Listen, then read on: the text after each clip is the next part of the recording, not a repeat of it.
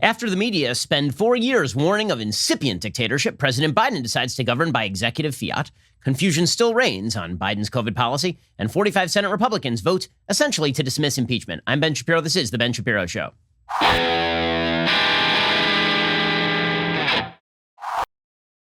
Today's show is sponsored by ExpressVPN. Don't let big tech track what you do. Anonymize your web browsing at expressvpn.com/Ben. We're going to get to everything in the news in just one moment. First, you should be attempting to save money this year. I mean, you should every year, but now would be a really good time to save money considering the state of the economy. So take a look at your bill, and what you will see is that you're spending an awful lot of money on your cell phone, like a lot of money on your cell coverage. You don't need to. Instead, why not switch over to Pure Talk USA from AT&T, Verizon, or T-Mobile? When you do, you could save over $800 a year. That's real money every single month right back in your pocket. You don't have to sacrifice coverage. Pure Talk is on the same network as one of the big carriers, but they charge you half. That's right, no gimmicks, no fluff added to the bills. That is why Pure Talk is the top-rated wireless company by Consumer Affairs. And how about this offer? Right now, you can get unlimited talk, text, and 6 gigs of data for just $30 a month. If you go over on data usage, they're not going to charge you for it. Grab your mobile phone, dial pound 250, say Ben Shapiro. When you do, you save 50% off your first month. Why would you be spending a lot more money for cell phone coverage that is like exactly the same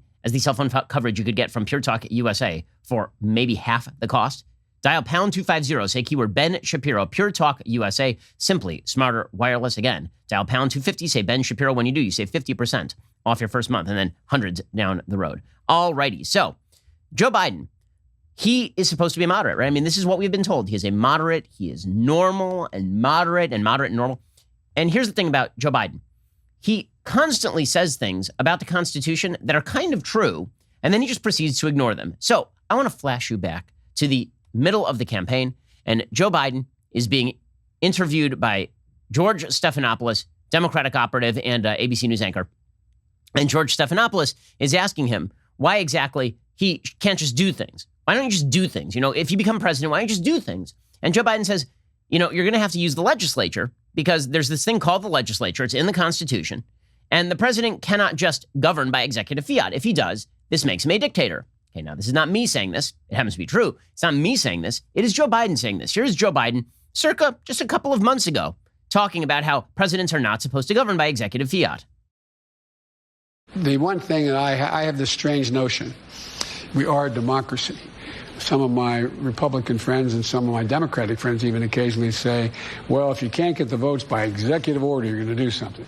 Things you can't do by executive order unless you're a dictator. We're a democracy. We need consensus. Oh, we need consensus, do we?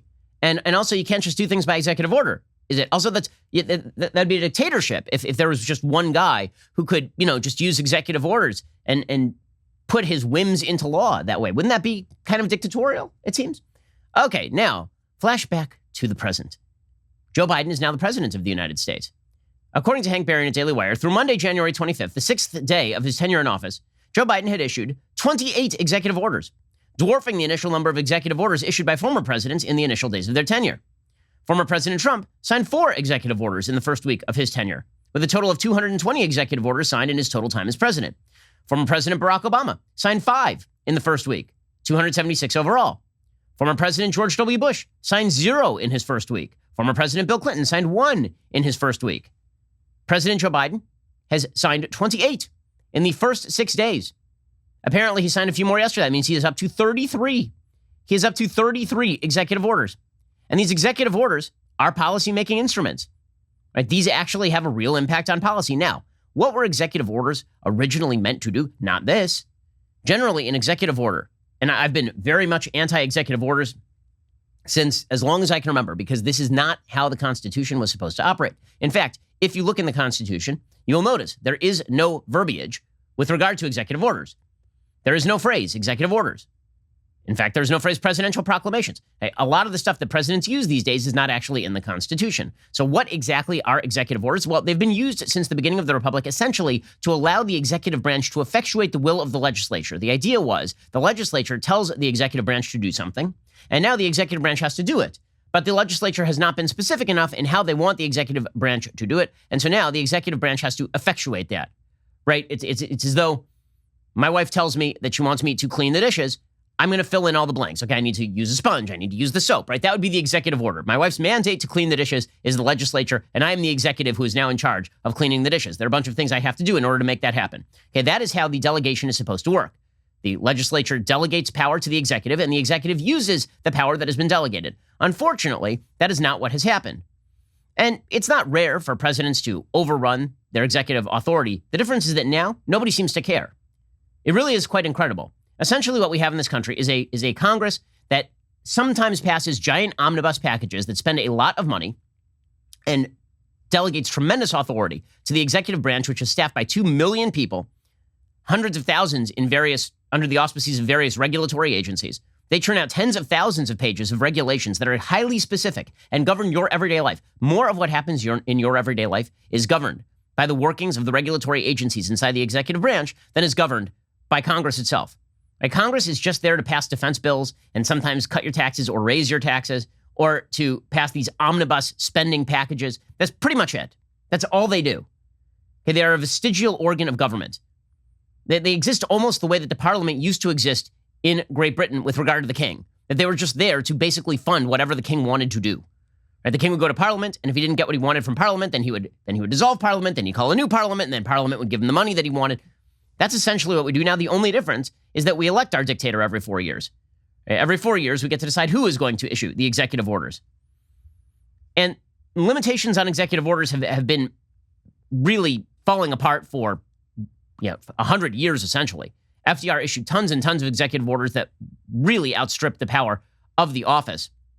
The Supreme Court case that typically is used to discuss exactly what executive orders are allowed to do is a case that is called Youngstown Sheet and Tube Company versus Sawyer. Okay, this is a case that cropped up during the Truman administration.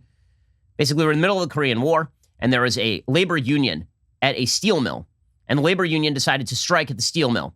And Truman, because we were in the middle of a war and we needed steel, instead of trying to use the Taft-Hartley Act to break the union, right? Instead of using the Taft-Hartley Act to enjoin the strike for 60 days, instead, Truman decided essentially to seize the steel mill. He said, I have the executive authority to just take away private property for war production. Well, the Supreme Court said, well, actually, you can't do that by executive order. That is not something you can do by executive fiat.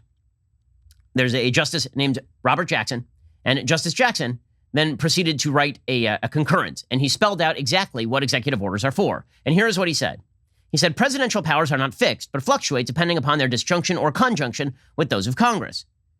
And then he created what he called an oversimplified grouping of practical situations in which a president may doubt or others may challenge his powers.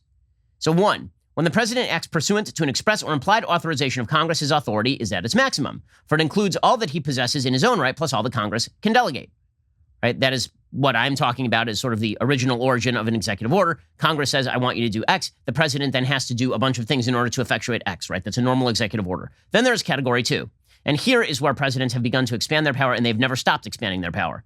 2, when the president acts in the absence of either a congressional grant or denial of authority, he can rely only upon his own independent powers. But there is a zone of twilight in which he and Congress may have concurrent authority or in which distribution is uncertain. Therefore, congressional inertia, indifference, or quiescence may sometimes, at least as a practical matter, enable, if not invite, measures on independent presidential responsibility.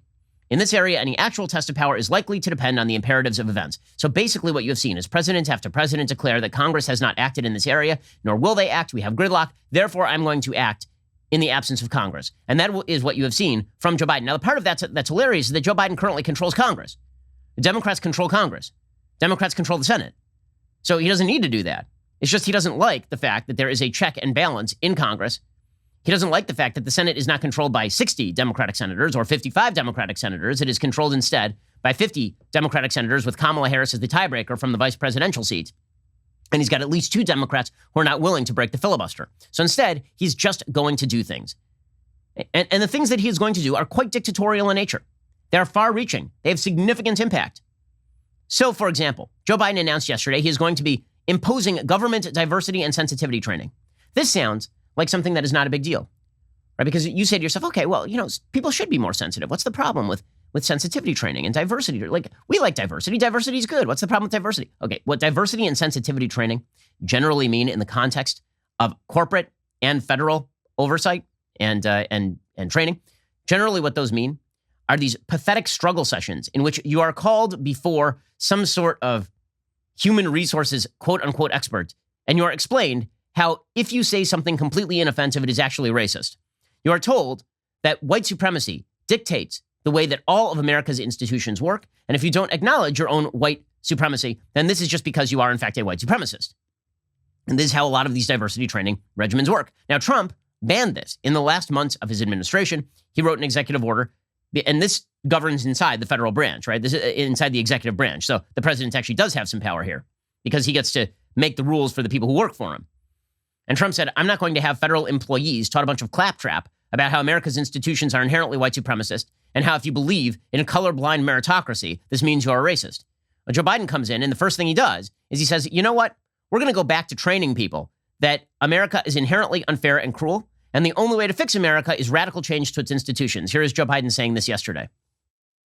In the weeks ahead, I'll be reaffirming the federal government's commitment to diversity, equity, and inclusion and accessibility, building on the work we started in the Obama-Biden administration.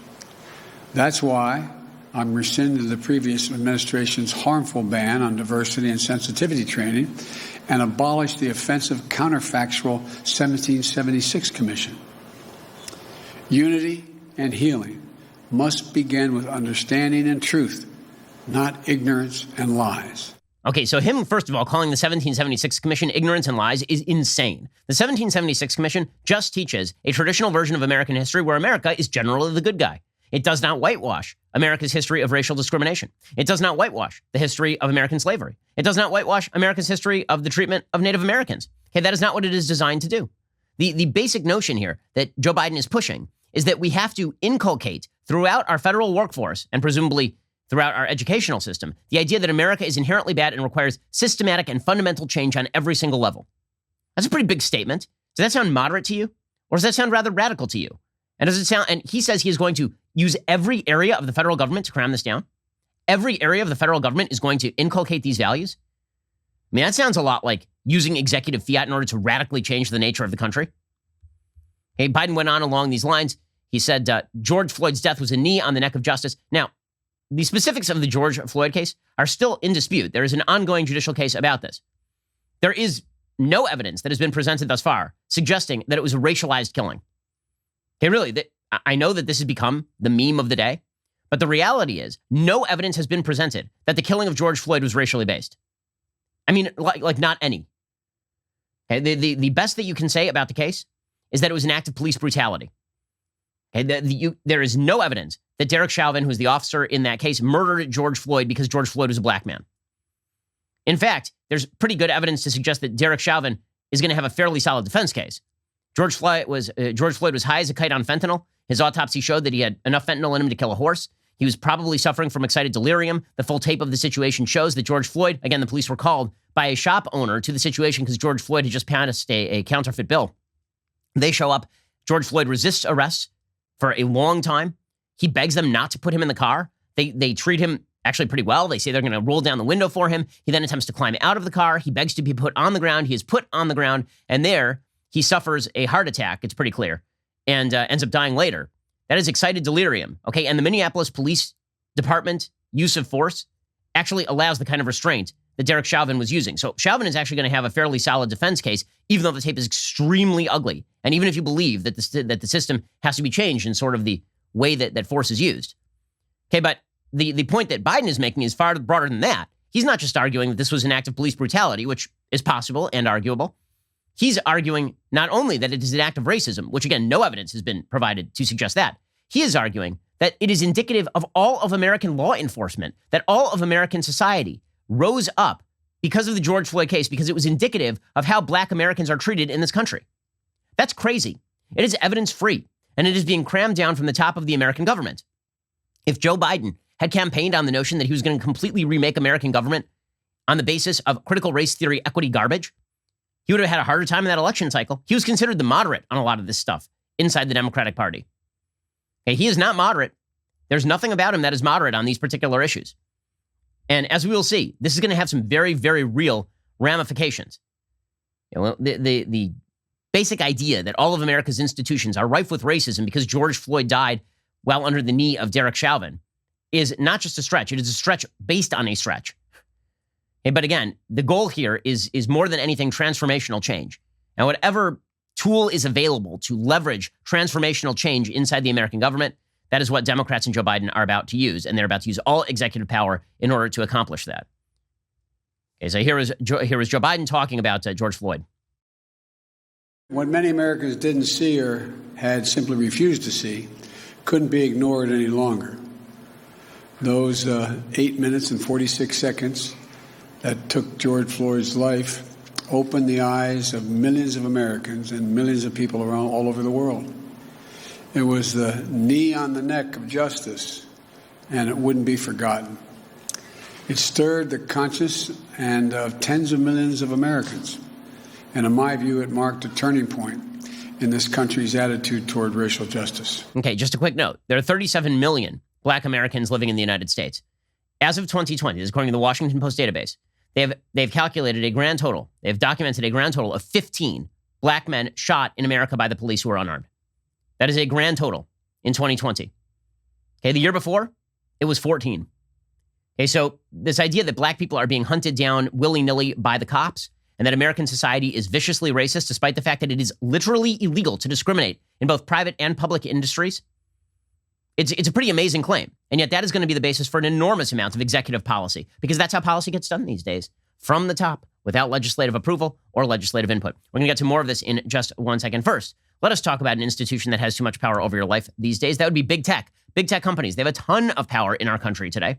As private entities, they can operate pretty much as they feel free to do. Protect your personal data from them with the VPN I trust for my own online protection, ExpressVPN. When I use ExpressVPN, my connection gets rerouted through their secure encrypted servers, so these companies can't see my IP address at all. My internet activity becomes anonymized and my network data is encrypted. I recommend ExpressVPN to anyone who uses the internet, so pretty much everyone. The best part is you don't need to be tech savvy at all to use ExpressVPN. Just download the app on your phone or computer, tap one button, you are now protected. Protect your internet activity with the VPN I use every single day. And the fact of the matter is you don't and shouldn't trust big tech to keep control of your information. Not only have they had hacks that have really harmed people's personal information in the past, also, do you trust the big tech bros to actually control your information and not use it against you? I don't. Visit expressvpn.com/Ben to get 3 extra months free on a 1-year package. That's expressvpn.com/Ben to get 3 extra months for free. expressvpn.com/Ben. Okay, so then Joe Biden calls forth Susan Rice. It is absolutely astonishing that Susan Rice continues to have a career in public service. She blatantly lied to the American public. Now, a couple days ago, I was talking about press secretaries, and I say that their job is very often to spin on behalf of their administrations. And this means that the ones who are asked to spin on behalf of people who lie routinely end up lying. Right? That would be like a lot of members of the Obama administration. And I said that there are people who I think didn't lie in their job, people like Dana Perino or Tony Snow. Susan Rice lied in her job all the damn time. Susan Rice went on national television. She suggested that the Benghazi attacks were a mere uprising. The idea was, of course, that it was created by a YouTube video as opposed to the complete malfeasance of the Obama-era government. Susan Rice is a radical on a wide variety of issues. She is radical on foreign policy. She is radical on domestic policy. Somehow she ended up as the Domestic Policy Council Director, despite the fact that she was a foreign policy advisor under Barack Obama. So apparently she's amazing at everything, Susan Rice. She is so good at everything that now she's going to run domestic policy. Oh, goody. So Susan Rice gets up there. By the way, the same woman who was involved in the unmasking of Michael Flynn, and then wrote a little memo to file. You remember this? She wrote a little memo to file. We did everything by the book, like the day before she left office. And everybody's like, well, she wrote a memo to file. That means they did do everything by the book. She wasn't asked a single question about any of this stuff at her press conference yesterday. She said every single agency in American government is going to be focused on equity. Now, people don't understand what the word equity means when Democrats use it, because it sounds so much like equality. Equality is not the same thing as equity. Equity is a catch-all term meaning fairness. But the question is, how do you determine what is fair? The left and right have very different definitions of fairness. Okay, Aristotle and Plato defined justice as people getting essentially what they deserve. That is what justice is. Okay, but that is not what Democrats mean by justice or fairness. What Democrats mean by justice or fairness is you don't get what you deserve. You get the same thing as the guy next to you, no matter what he deserves and no matter what you deserve. And not only that, it's not just that you personally get the same thing as the person next to you. It's that we ought to gauge by group outcome whether fairness has been achieved. So if Black Americans have a lower net income than white Americans, Or presumably, if white Americans have a lower income than Asian Americans, they never say that part, right? 'Cause that part's awkward. Then group equity has not been achieved. Now, that last example, the fact that Asian American households make more money than white American households, you're never going to hear Democrats talk about that because, of course, they actually are not in favor even of equity in terms of fairness of outcome. They're not even, they don't even care about that. What they are really about is polarizing people by racial groups so that they can use them as a coalition of the quote-unquote oppressed against the supposed white majority that is oppressing them, despite the fact, by the way, that white voters split pretty heavily between Democrats and Republicans in ways that many other domestic racial groups do not. In any case, here was Susan Rice saying that every agency of the federal government is going to be focused on equity, which again means using the power of the federal government in order to cram down equal outcome, not protection of individual rights. On day one, the president signed an executive order directing an unprecedented whole-of-government initiative to embed racial equity across federal policies, programs, and institutions. That starts with a review of policies and institutions to redress systemic racism where it exists and to advance equity where we aren't doing enough. Every agency will place equity at the core of their public engagement. Okay, this is a terrible idea. You know why that's a terrible idea? Because let's take a quick example, and one that happens to be extraordinarily relevant right now. The example of vaccinations. If you place risk assessment at the top of your list, not equity, that means a lot of old people are going to get the vaccine because old people need the vaccine and people who are 5 do not. If, however, you are going to place equity at the top of your list, this means you're going to give essential workers who are 20 and black the vaccine before you give people who are 65 that vaccine, which not only makes no sense, it ends with more absolute numbers of dead black people because there are lots of black people who are over the age of 65 who will then not be privileged in the same way as people who are 20 and black. It makes no sense. Okay, equity cuts against justice very often in the way that Democrats define equity, because what they really mean is group outcomes being the same. And it doesn't matter what they have to do to achieve that. That is dangerous, dangerous stuff. Okay, as we will see in just a second, this is just part of the running theme of the Biden administration, or as Biden himself might call it, since he is now governing exclusively by executive fiat, the Biden dictatorship. Okay, so here is Susan Rice continuing along these lines. Susan Rice says, federal agencies will be directed to take any steps to combat xenophobia. Okay, here's the problem. All of these terms sound like people are going to be empowered to fight the bad things. The question is, what are the bad things? We can probably agree on some of the bad things that ought to be fought by the federal government.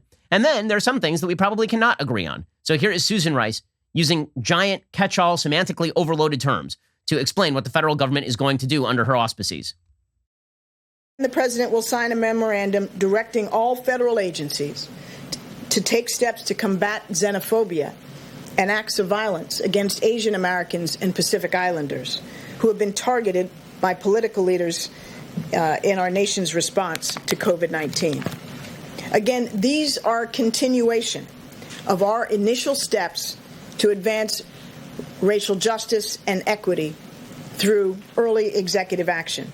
Okay, so nobody wants Asian Americans treated with violence because nobody in America should be treated with violence. This is one of the hallmarks of being an American and having your individual rights protected. Also, when she says, been treated by our political leaders with xenophobia, what she means by that is that Donald Trump said Chinese virus. That's what she means by that. And we can all read between the lines there. You don't have to read very far between the lines to get there. Okay, that was not xenophobic when Trump said that. It was the China virus because it originated in China.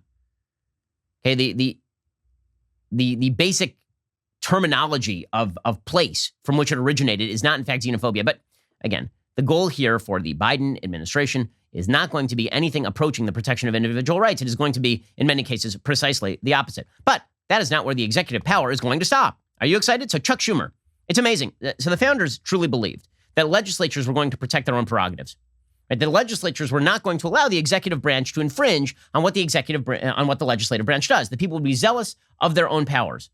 What the founders didn't contemplate is the idea that the legislature would actually delegate all of its powers to the executive, and then they would just become basically a bunch of charity cases who are living off the taxpayer dime to occasionally pass giant budget-busting omnibus packages. And that's what originally that was not a possibility because Congress couldn't do any of that. It's also true that the Congress people, the senators particularly, were a lot more wedded to their states. It used to be that senators were appointed by their state legislatures. They were answerable to their state legislatures. Now, they are not. right? They're directly elected by the people, which is a horrible constitutional amendment. What does that mean? It means that if you're a senator, your chief goal in life is to avoid responsibility. The easiest way to avoid responsibility is just saying that the executive should do it.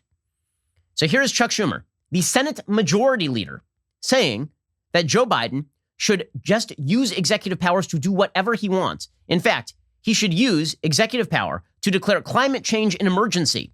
And then he will be able to access a bunch of emergency powers at his disposal.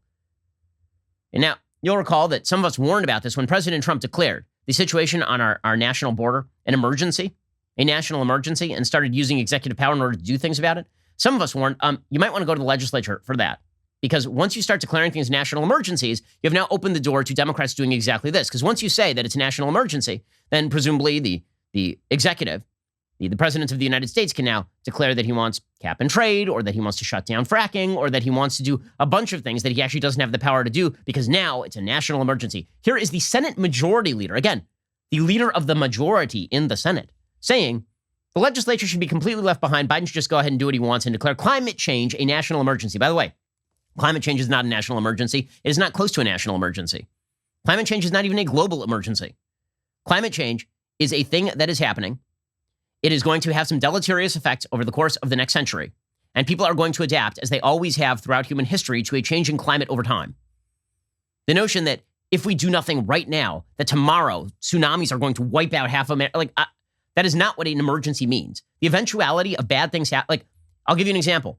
The national debt is not a national emergency. That is something that eventually is going to have to be paid off. It's going to result in massive austerity programs, cuts to government spending, and or increases in taxes and inflation. Is that a quote-unquote national emergency where the president can just declare it? No. Bad things happening eventually over the course of time is not a national emergency. But the goal here, again, the point here is that the executive in our country has essentially become an elected dictatorship that we can shift every 4 years. And Joe Biden used to acknowledge this until he got the powers. Now he's real happy with it. Here's Chuck Schumer basically declaring himself irrelevant and saying that Joe Biden should do whatever he wants. I think it might be a good idea for President Biden to call a climate emergency. Why? Because it relates to what you're saying. Then he can do many, many things under the emergency powers of the president that wouldn't have to go through, that he could do without legislation. Now, Trump used this emergency for a stupid wall, which wasn't an emergency. But if there ever was an emergency, climate is one. So I would suggest that they explore looking at climate as an emergency, which would give them more flexibility. After all, it's a crisis. Okay, that's unbelievable. The notion that climate change, which is a gradual change in the climate over the course of literally a century, is more of an emergency than vast numbers of people crossing our southern border illegally in the now. I didn't even think that was a national emergency that should be declared a national emergency. That was a problem. It was not a national emergency. A national emergency is like we were attacked, right? 9/11, national emergency. Pearl Harbor, national emergency. Climate change, national emergency. But again, the goal here is so that Joe Biden can then use powers delegated specifically for emergencies in order to simply override his actual executive powers. So, for example, he could use the National Emergencies Act. He can tap into a suite of more than 100 additional powers, according to grist.com. Those usually it's used in order for a natural disaster or something. But there are some that are theoretically kind of large. So, for example, you could just redirect a bunch of money from the Pentagon toward building solar panels. Ooh. Or you could impose sanctions against countries that use fossil fuels. Or you could reinstitute a ban on U.S. exports of crude oil. You could send emergency aid packages to states, tribes, and local governments, just simply on the basis of climate change. Okay, so this is ridiculous. But the goal here is that Joe Biden should just govern from the top. He should just govern from the top. And by the way, one of the ways he is governing from the top, he has now announced that he's going to pause oil and gas sales on public lands. According to the Associated Press, he is set to announce a wide-ranging moratorium on new oil and gas leasing on U.S. lands and waters, as his administration moves quickly to reverse Trump administration policies on energy and the environment and address climate change. The drilling moratorium is among several climate-related actions Biden is outlining on Wednesday, according to two people with knowledge of his plans, who spoke on condition of anonymity. Biden is also likely to direct officials to conserve 30% of the country's lands and ocean waters in the next 10 years, initiate a series of regulatory actions to reduce greenhouse gas emissions, and elevate climate change to a national security priority. Again, how the executive ended up with this much power, it's frankly on the legislature, which has completely abdicated its duty. But remember, Captain, I'm not going to ban fracking. He's only going to ban fracking where he can, is the basic idea here. And, he's just going to get rid of Keystone XL. And by the way, we're not even doing the fracking. And we're not even doing the drilling on Keystone XL. It's happening in Canada. It's just a pipeline. But trying to move against fracking on public lands is, of course, a way for him to, number one, undermine. This isn't even connected to climate change. Okay, fracking is one of the single greatest reducers of carbon emissions in the United States because fracking has largely replaced coal emissions as well as normal oil exploration. Fracking and natural gas, significantly less carbon emissions than those other forms of power. All this is designed to do is cater to his environmental left. Good times. Also, by the way, he has his plan to pause all deportations. So the acting Secretary of Department of Homeland Security, David Pekoski, last Wednesday wrote a memorandum directing DHS components to conduct a review of policies and practices concerning immigration enforcement. It sets interim policies during the course of that review, including a 100-day pause on certain removals to enable focusing the department's resources where they are most needed. That attempt to place a moratorium on deportations has now been held up by a Texas judge. We'll see whether that eventually holds up in court. So the powers that are being centralized in the executive branch are exorbitant. They're going to be highly damaging. Just be aware that this is our form of government now. It is not a good form of government. It is not a constitutional form of government. And conservatives need to find every legal auspices they can in order to fight back. That means using the courts. It means that Congress needs to fight back and grab back its own prerogatives. But unlikely to happen given the fact that we are now an executive agency with a vestigial legislature. Okay, in just a second, we're going to get to COVID policy because the supposed, remember when Biden was campaigning on how he was going to get control of this thing, get his arms around it? In the first week, he's just a mess. He's just a mess. And by the way, if Trump had been as much of a mess about COVID policy in the last week of his administration as Biden were about COVID policy in the first week of his administration, you think the coverage would be this glowing? It's all glowing coverage for Biden, of course. Okay, we'll get to that in just 1 second. First, let's talk about the fact you don't want to go to an auto parts store. You just don't. There's not a great reason to go right now. There's really not a great reason to go ever. You're going to go there. You're going to wait in line. You're going to get to the front of the line. They're not going to have the part. They're going to order it online. Then they're going to upcharge you. How about instead of that, you just skip the auto parts store entirely and you go to rockauto.com. It's a lot easier than walking into the auto parts store, answering a bunch of questions you don't know the answer to, and then having them order the part online anyway. Instead, you just go to rockauto.com and use the power of the interwebs at your desk, in your pocket. RockAuto.com will always offer the lowest prices possible rather than changing prices based on what the market will bear like airlines do. Why would you spend up to twice as much for the same parts? RockAuto.com, it's a family business. It serves auto parts customers online for 20 years. Go to RockAuto.com to shop for auto and body parts from hundreds of manufacturers. Best of all, prices at RockAuto.com are always reliably low and the same for professionals and do-it-yourselfers. Why spend up to twice as much for the same parts? The RockAuto.com catalog is unique, remarkably easy to navigate. Quickly see all the parts available for your vehicle and choose the brands, specifications, and prices you prefer. They've got amazing selection, reliably low prices, all the parts your car will ever need. RockAuto.com. Head on over to RockAuto.com right now. See all the parts available for your car or truck. Write Shapiro in their How Did You Hear About Us box so they know that we sent you. Alrighty, coming up, we're going to do COVID policy, which, again, is just a mess. We'll get to that in a second. First, let me remind you, Daily Wire, we are joining the culture fight. So we've talked about the culture war for long enough. We are now joining the culture war by making our own content. Earlier this month, we released our first film, Run, Hide, Fight, exclusively for Daily Wire members. You can catch it over at dailywire.com, on our mobile app, or on our streaming apps at Apple TV and Roku. If you're not a Daily Wire member yet, use promo code RHF to get 25% off. That is RHF for 25% off. You will notice if you go to Rotten Tomatoes right now that critics didn't like the film, but you loved it. If you look at the viewers, they loved the film. And that's the kind of stuff we are going to be making. Stuff that probably pisses off the critics because critics are looking for wokeness. We are not going to be providing it. So if they are looking for wokeness, they've come to the wrong place. Good news. Audiences tired of that stuff as well and want an alternative. Catch Run, Hide, Fight over at dailywire.com, on our mobile app, or on our streaming apps at Apple TV and Roku. If you're not a Daily Wire member yet, use promo code RHF to get 25% off. That is RHF for 25% off. You're listening to the largest, fastest growing conservative podcast and radio show in the nation.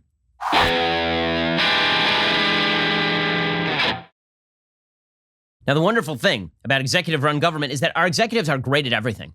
If we know one thing, it is that when you centralize power in one area of the government, usually they're amazing at it. And if they fail, it's because they don't have enough power. See, this is always the logic of the media. The president has enormous power in our system. If he is given not enough power, however, then things fail. So we have to give him more power. But then if he fails, that's because he didn't have enough power. It is a completely unfalsifiable proposition. So Joe Biden has been complaining for a little under a year about how the executive branch really needs to take more control of the COVID response because we need more power at the executive level. Okay, what if they suck at it? What if they're just bad at it? This never occurs to anybody. It's amazing. As a country, we're essentially a bunch of morons. I mean, gotta say, we complain constantly about the government sucking at everything, and then we're like, yes, but if they had more power, perhaps that would fix the problem. Okay, that is the dumbest thing I have ever heard. That's like me saying my kids make a bunch of bad decisions every night, like they want to eat candy all night and then run around in the nude. This is what my small children do. Probably if I give them more power, it'll be better. And the problem is I'm not giving them enough control. Like, what are you talking about? Our government just wants to go on sugar binges and run around in the nude. And then it was like, what if we just give them more power? Stop being idiots. How about this? If you didn't, I have an idea. I know this is a crazy idea here. Okay, let's say you're on the left and you really hated Trump. You really hated him. You didn't like him. You thought he was bad. And you thought that he was a dictator and really scary. And now let's say you're on the right and you look at President Biden and you say, I don't like that guy. That guy has way too much power and he's exercising it in the wrong ways. I have an idea. It's a crazy idea. Okay, it's an idea that's only been considered by, like, the Constitution. That idea is the president has very little power. How about that?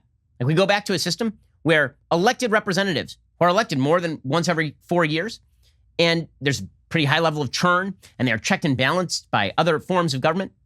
They leave you alone. I know, crazy, right? And then you wouldn't care so much who's the president of the...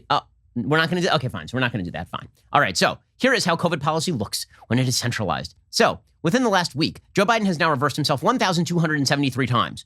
Don't worry, he's the greatest truth teller who ever lived, and also Captain Normalcy, who loves chocolate chip ice cream. But he has reversed himself 1,732,000 times in the last week on COVID policy. So, for example, yesterday, literally yesterday, Joe Biden, the most honest and wondrous of all COVID leaders, he said that Americans should all be able to get the vaccine this spring if they need it. Or roughly when do you think anyone who wants one would be able to get it? Is it summer? Is it fall? Oh, I know. I think it'll be this spring. I think we'll be able to do that this spring. And but it's going to be a logistical challenge that exceeds anything we've ever tried in this country. But I think we can do that. I feel confident that by summer we're going to be well on our way to heading toward herd immunity and increasing the access for people who aren't on the list, all the way going down to children. So the spring, right? I mean, that's pretty exciting stuff. That's optimistic stuff. And also, I don't know, he's talking about vaccinating like 3-year-olds. That's not really something that we should be considering at this point. But it turns out that wasn't true. Whoops. So here was Joe Biden today. He's now flipped. It turns out not everybody will be able to be vaccinated in the spring. Now it'll be by the end of summer. So at this rate, give him another week, and it'll be like the end of 2025, right? Because apparently every single day he's adding a quarter onto his estimate. Here he was talking, by the end of summer, probably. Maybe. We expect these additional 200 million doses to be delivered this summer. And some of it will begin to come in early summer, but by the midsummer that this vaccine will be there. And the order, and that increases the total vaccine order in the United States by 50%, from 400 million order to 600 million. This is enough vaccine to fully vaccinate 300 Americans by end of the summer, the beginning of the fall. Wow, that's a lot of vaccine for 300 Americans. I'll be honest with you. I thought that he was going to say 300 million Americans right there. But for 300, I feel like that is enough vaccine. I feel like 600 million doses is enough for 300 Americans. And then he sort of fell asleep, and that was sad. Okay, so Jen Psaki, the White House press secretary, who again, her job is to fib on behalf of Joe Biden. Here she was walking back Biden literally over the past 48. So there was no vaccine plan. That's a lie. We were going to vaccinate everybody by the end of spring. That was not true. It's a massive increase in dosage for us to try to shoot for 100 million vaccinations in 100 days. That was not true. We're going to vaccinate 100 million Americans in 100 days. That was not true, because it turns out that it's just going to be 100 million first doses, not 100 million second doses as well. So we've had all of that in the course of the last week. Here is Jen, but don't worry, it's the most honest, trustworthy, transparent, and serious administration you've ever seen. It's amazing. Here is Jen Psaki, who literally gets paid to just spin away all of Joe Biden's problems. So good luck to her, because that dude is barely sentient. What the president's goal is ensuring that there's greater availability in the spring. He will push his team. He pushes his team on COVID and updates on it, even when it's a meeting about other issues. This is his focus every single day. But the fact is, every American is not going to be eligible this spring. We're going to continue to increase supply. That's part of it. And he has said many, many times it's going to take months and months for a broad swath of the population to be vaccinated. Oh, goody. Oh, well, that's exciting stuff. By the way, I love when she's like, he's pushing his team. He's pushing his team. Dude couldn't push over one of those inflatable punching bags. You know, the ones that you get for your kids where they punch them and they kind of fall over? Joe Biden couldn't push that over. He's pushing his team. Okay, by the way, Team Biden is also lying about what is happening here in the state that I occupy, Florida. So on Tuesday, Joe Biden's press secretary, Jen Psaki, who again says things that are untrue on a fairly regular basis, suggested that Florida was lagging behind in vaccine distribution. Psaki should have noted that Florida is holding a lot of vaccine to give second doses to elderly residents who have already received the first dose. DeSantis put out a statement. He said the insinuation that Florida is underutilizing vaccines is totally disingenuous. Florida is number one in the country among the top 10 most populous states for vaccine doses per capita. Additionally, Florida is averaging more than 300,000 first doses per week, but we are not going to divert second doses away from our seniors. If the implication is that we should be giving those second doses away to other people, that is not the way the FDA has prescribed the series. We are also number one in the nation by far in vaccination of seniors. Florida has vaccinated more than 1 million seniors 65 and older to date. If we're given additional first doses, we're ready to double our output. Okay, that was the response after Jen Psaki on Monday suggested that DeSantis was blowing it in Florida. Again, DeSantis has become sort of the whipping post for the Democrats, which is insane. Because again, Florida currently ranks 26th in the nation in deaths per million, despite having a population the same as New York and significantly older, meaning significantly more vulnerable to COVID. Psaki on Monday had suggested that they've only distributed 50% of the vaccines that they've been given in Florida. So they have a lot of vaccine. Okay, literally, the federal government has told them they are not supposed to distribute the second shots of vaccine. There's some people like me who say, you know what? We shouldn't be holding those in abeyance. We should literally just be giving out everything that is there. But as long as the federal government is dictating that you cannot do that, or you should not do that, they don't get to complain about that. Okay, speaking of which, the greatest of all federal responses being led by the greatest of all possible doctors, Dr. Anthony Fauci.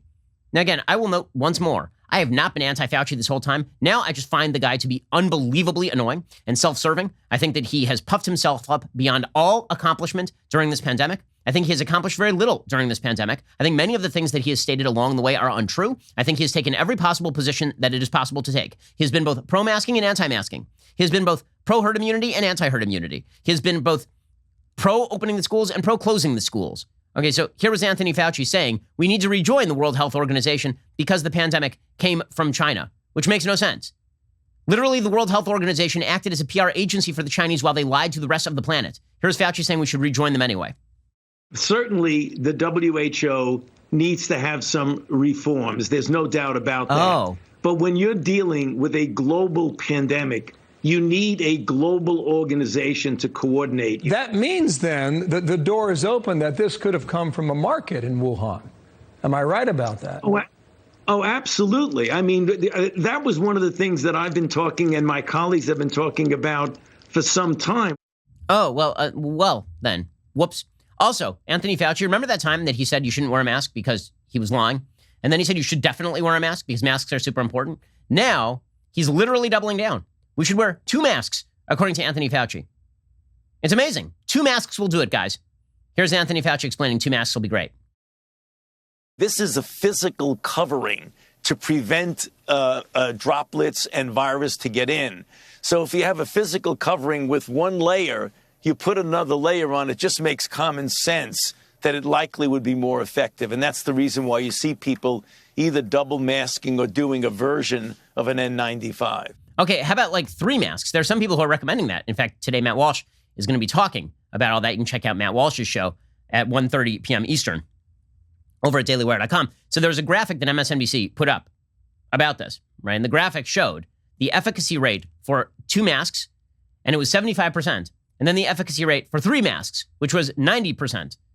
As one of our producers noted, it would be fun if they showed the efficacy rate for 1 mask, which actually is not all that high, especially if it is a cloth mask, because that might give the lie to the idea that masks are going to be the sole solution to this entire problem. But I have a better solution. I mean, honestly, as long as we are just saying that you should just be strapping on the masks, like, I don't understand why 4 isn't better. 90% isn't good enough. If you want to get to 100%, we need at least 4 masks. I feel like it's like Zeno's paradox. Like, the more masks you wear, the smaller the increment of improvement. But if we're ever going to get to 100% protection here, what we're actually going to need is what I call the plastic bag solution. This is where you take a plastic bag, you put it over your head, and then you take a rubber band and you strap it around your neck. Now, there are some side effects. You're not going to die of COVID if you do that. 100% you're not going to die of COVID. There are some there's some side effects. I'll admit, your oxygen intake will be, you'll die. But you won't die of COVID. And that's really, really the important thing. I don't know about you, but I find it comforting to know that if I just strangle myself, then presumably I will never die of COVID. I'd like to remind you that if you're under the age of 65, the rates of death on COVID are under 5 in 1,000, like well under it. So yeah, this seems sensical. I'm sure that most Americans are going to strap on 83 masks. This is all. Let's give these people more power. They're great at this. They're great at this. Speaking of which, when it comes to COVID policy, as we noted yesterday on this program, the teachers' unions are in control. And these are the greatest and wisest people. These are the people who teach our children, which God help our kids. Seriously, like God help them. So the Chicago's teachers' union has suggested that they are not going to go back to work. In fact, they're currently engaged in what most legal interpreters believe is an illegal strike, backed by the American Federation of Teachers, backed by the Biden administration, presumably. The Chicago Teachers Union has said, we are not going to reopen until it's perfectly safe. What does that mean? They've yet to say. They believe that they need more diversity hires, and I have no idea why that has to do with COVID. They also are saying that they want to make sure not just that kids are wearing masks, but that every kid is tested and is negative, or every kid is vaccinated. I'm like, okay, it's just an excuse. They don't want to go back to work. And so they have, I think, provided us with the greatest example of why teachers' unions should not exist I have ever seen. And I don't even mean the strike. I mean that over the past 24 hours, the Chicago Teachers Union put out a little film of teachers' unions, dance teachers, dancing for school closings. I've never seen a better case for defunding the Chicago teachers than this. Number one, that these people have jobs. And number two, that these people feel that this is important work, what they are doing right here. So here are 6 Chicago Teachers Union dance teachers dancing for school closings. It's magnificent stuff. And I will give you what it says underneath.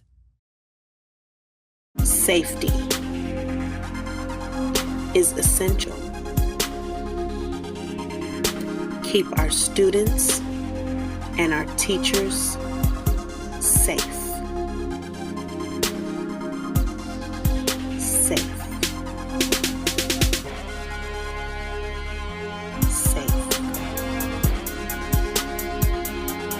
Children deserve to be safe.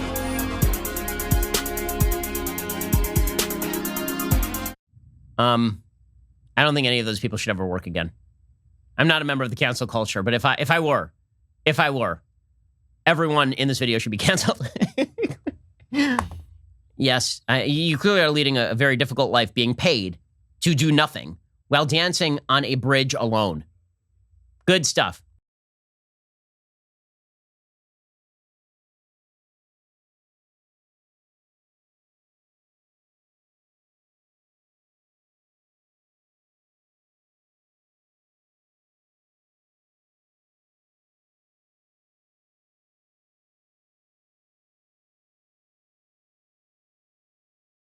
Okay, just this guy is just a bleep show. He literally, I can't believe this guy. There are no words to describe how horrible Andrew Cuomo is. The guy won an Emmy. They considered him as a possibility for VP. Here's Andrew Cuomo saying yesterday that what we need is better government, more power, better government. He said incompetent government kills people. Does he own a mirror? Our mirror is illegal in New York. New York has still the second worst deaths per million ratio in America after New Jersey. Here's Andrew Cuomo saying incompetent government kills people. The lack of self-awareness. It's pretty incredible. Here he is. Give that man an Emmy. We were ambushed like no other state, Nicole. And again, it was from federal incompetence. They thought the virus was in China. It had left China, it had gone to Europe, and it came here for 3 months before they ever knew. Incompetent government kills people. Incompetent government kills people. More people died than needed to die in COVID. That's the truth. Okay, you know what would be really bad is if then somebody wrote a triumphal book about their own leadership on COVID and then New York got hit by a second wave of COVID. That'd be really bad, right? That'd be kind of incompetent leadership. Andrew Cuomo. I love Nicole Walsh just sitting there. So true. So true. Speaking of which, I just have to note, the media continue to just mirror all this crap. This is all they exist to do. They're just state media. That's what they want to be. That's what they want to be. The Washington Post this week altered a profile of Kamala Harris. Okay, so it's pretty amazing. So there was a Washington Post story on Maya Harris, who's the sister of Kamala Harris, right, who is then running for president. This is a story back from July 2019 by Ben Terrace.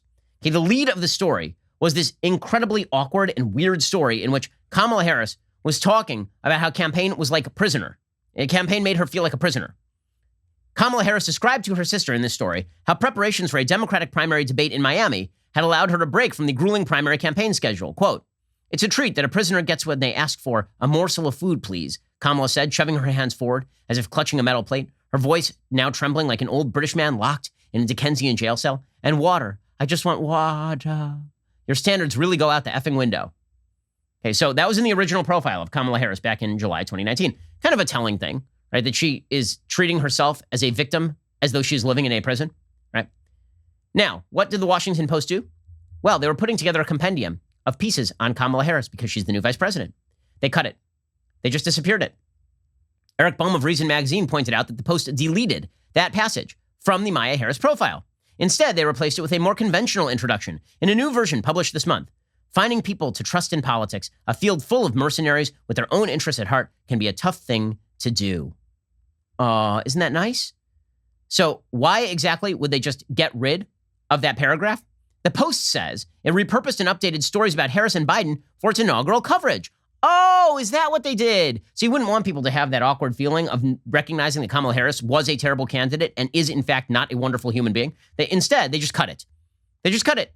So that's exciting stuff. Other exciting things are happening as well in the world of wonderful media. So, for example, the LA Times is now going to introduce a beat. It is called Covering Kamala Harris.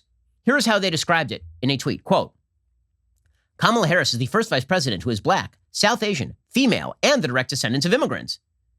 Wow, I mean, that's pretty specific. I wouldn't expect there to be that many vice presidents who are all of the above. Black, South Asian, female, and the direct descendants of immigrants. I mean, that's a lot right there.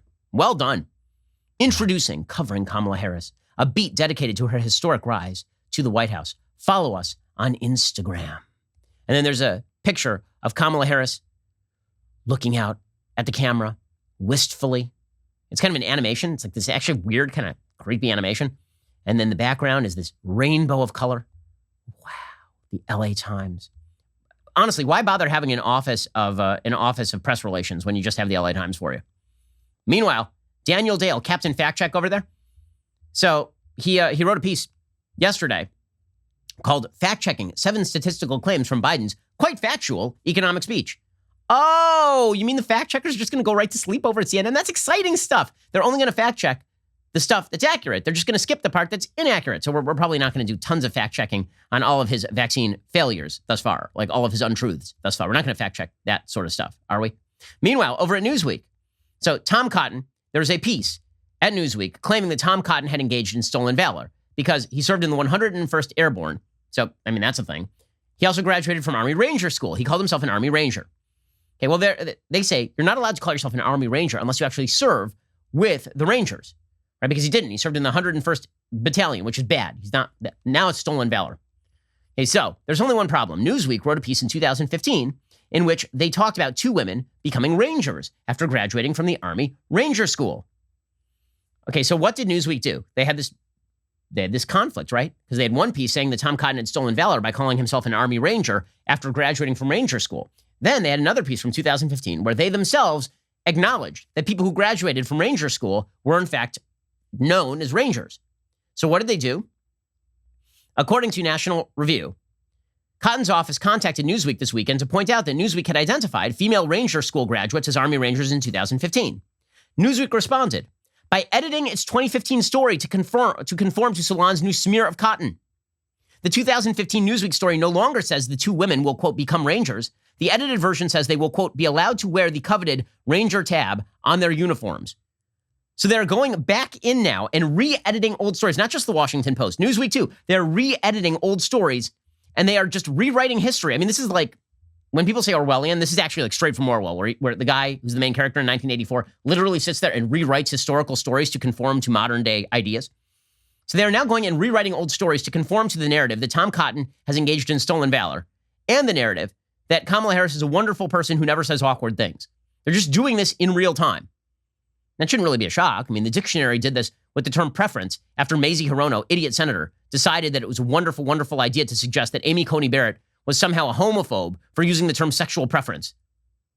Yeah, the media are, the extent to which the media are just going to be a government outlet at this point, it's pretty hard to overstate that. Great example. So yesterday, Peter Doocy was talking to Joe Biden, right? He was questioning Joe Biden. And Doocy asked a pretty solid question, which is Biden had a phone call with Vladimir Putin. And Doocy said, so what did you talk about with Putin? Right? Perfectly normal question. And Biden immediately responds by kind of ripping on Doocy, because this is the way it's going to be in the White House press room. Essentially, there's going to be the one reporter who is the gadfly, who all the rest of the press hate because he's killing the vibe. The vibe in that room is supposed to be the vibe on a porn shoot. And here is Peter Doocy over there ringing a cowbell and saying, you know, guys, when you want to leave off the lubing, you might at some point want to ask a difficult question. And Joe Biden's going to be like, that guy, see that guy? He's that guy. And everybody laughs. Ah, ha, ha. That's exactly what happened at the press conference yesterday. Mr. President, what are you talking about your food about? You.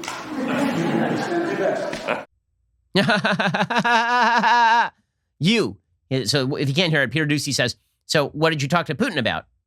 And he says, you. He sends his best. Imagine if Donald Trump had said that. You think the media would have covered that a little differently? Donald Trump refuses to answer questions about Vladimir Putin and their discussion. Yes, our intrepid media, not just there to cover Joe Biden, but to physically wipe his ass. Exciting, exciting stuff. Okay, meanwhile, here is your impeachment update. So, yesterday, Rand Paul sponsored a bill. It was designed to go, essentially a resolution that suggested that impeachment was illegal because Donald Trump is no longer impeachable because he's no longer president of the United States. Now, I think the legal case on that is somewhat sketchy. I think there's a fairly solid constitutional argument that you can, in fact, be convicted by the Senate after you are impeached, after you are in office, in order to bar you from running again. Nonetheless, 45 Republican senators voted against the impeachment, which means nobody's going to vote in favor of the impeachment, right? It's going to be the 5 that we already know about who are likely to vote in favor of the impeachment. That would probably be Mitt Romney. It's going to be Murkowski. It'll be Susan Collins. It'll be Ben Sass, right? That will be the crew, essentially. Everybody else is not. I mean, even Mitch McConnell, who is sort of suggesting that he might vote in favor of impeachment, it seems like he is moving pretty hard against that. Pat Toomey of Pennsylvania is the other one. Rand Paul tweeted out, the Senate just voted on a constitutional point of order. 45 senators agreed. The sham of a trial is unconstitutional. That is more than will be needed to acquit and to eventually end this partisan impeachment process. The trial is dead on arrival in the Senate. Now, the statements that are put out by a variety of Republicans are worth talking about. So Tim Scott, senator from South Carolina, who is quite critical of Trump, he put out a statement. He said, I'm unconvinced the Senate has the authority to hold a trial against a private citizen. If President Trump was such an existential threat, why did Speaker Pelosi rush the impeachment only to wait 12 days to send the article to the Senate? If the purpose of this trial is to remove a president, that was already done on January 20th when Trump left the White House. But now, once again, the Senate is faced with the time-consuming task of determining the merits of yet another article of impeachment on now former President Trump. We need to get back to the people's work. We need to get vaccines distributed, save small businesses, etc. And by the way, I think that last statement is going to reflect American opinion quite fast here. If this continues to drag on and people still can't get the vaccines and the economy continues to be in the doldrums, people are going to be like, why are you spending time on this again? Trump is not the president anymore. Okay, but here is the broader argument against impeachment. The broader argument against impeachment is, once again, there is no objective standard by which Trump's conduct is quote unquote impeachable. The reason I say quote unquote there is because you can impeach for literally anything. Impeachment is a political process. It is not, in fact, a legal process. But the question is, what standard are you using to impeach Trump?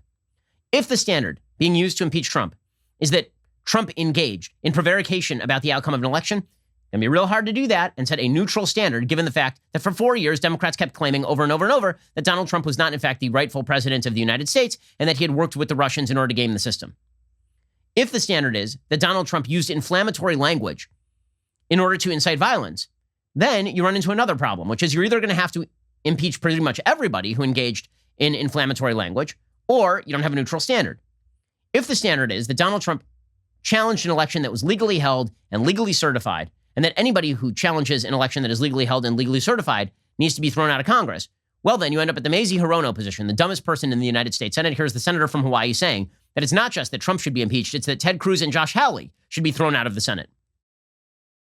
You know, these two senators, they did more than just simply have a disagreement over the election results. They were very busy just putting out the lie that this election was stolen. So they were ringleaders. And were it not for these two senators basically leading the charge in the Senate to sign on to these objections, even though 100 House Republicans objected, those objections would have gotten nowhere. So they needed senators to sign on to the objections, and Senators Hawley and Cruz provided that leadership on the Senate side to contest a fair and free election result.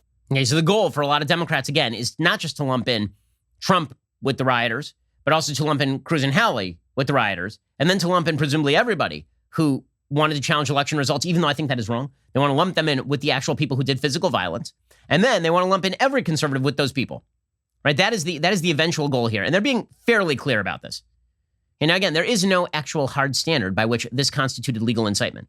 There's a point that Rand Paul made. Again, I'm less enthused by the constitutional idea that you can't impeach somebody who's already out of office. I am more motivated by Rand Paul's argument here. He says, you know, you guys are using a pretty interesting standard of incitement, considering that you literally will not say a damn word about people in your own party using inflammatory language, and then people using that inflammatory language as an excuse to do violence. But now you want to impeach Trump over it. Here's Rand Paul making this point. No Democrat will honestly ask whether Bernie Sanders incited the shooter that nearly killed Steve Scalise and volunteer coach. The shooter nearly pulled off a massacre.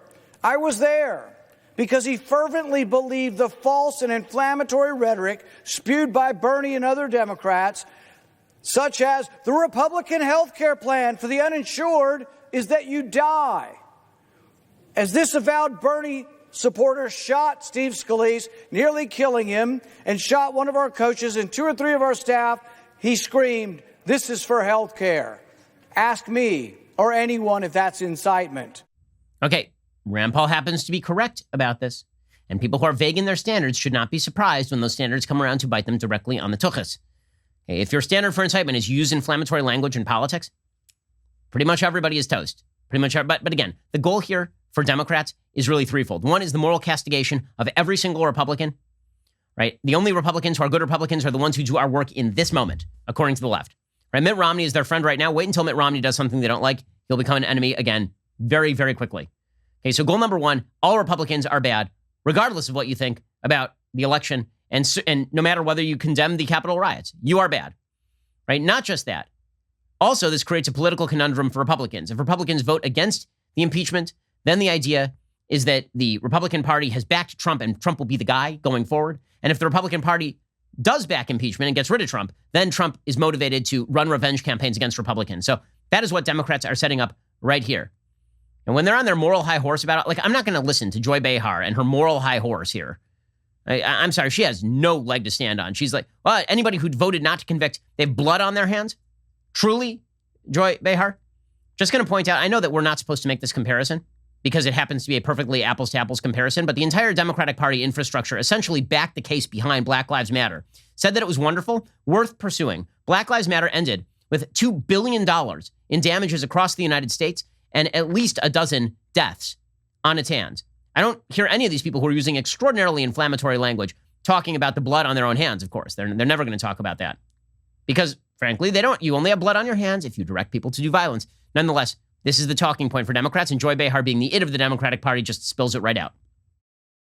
These people who are not going to vote for a conviction will be remembered. We will remember them because if they let him go without any kind of accountability, Trump, this will happen again. It will happen again. And we will remember those names of that senators and the House people who decided not to convict this guy because the blood is on their hands then. Okay, I'm sure that all those Republican senators are gravely fearful of the wrath of Joy Behar. Because, you know, if they had voted to convict, probably Joy Behar would probably vote for them. Or not. There's a basic rule that now applies in American politics. If the only people ripping you, this is unfortunate because the principle no longer applies. If the only people ripping you are the people on the other side, you're basically fine. Everybody knows that. Right, left, and center. Because anybody who thinks that Joy Behar or Chuck Schumer or Nancy Pelosi are repositories of principle on this thing, yeah, I really, really don't think so. All right, we'll be back here later today with an additional hour of content. In the meantime, go check out Matt Walsh's show. It is up at 1:30 p.m. Eastern. I'm Ben Shapiro. This is The Ben Shapiro Show. The Ben Shapiro Show is produced by Colton Haas. Executive producer, Jeremy Boring. Our supervising producers are Mathis Glover and Robert Sterling. Production manager, Pavel Wydowski. Our associate producers are Rebecca Doyle and Savannah Dominguez. The show is edited by Adam Sayevitz. Audio is mixed by Mike Coromina. Hair and makeup is by Fabiola Cristina. Production assistant, Jessica Kranz. The Ben Shapiro Show is a Daily Wire production. Copyright 2021. On the Matt Walsh Show, we talk about the things that matter, real issues that affect you, your family, our country, not just politics, but culture, faith, current events, all the fundamentals. If they matter to you, come check out the show.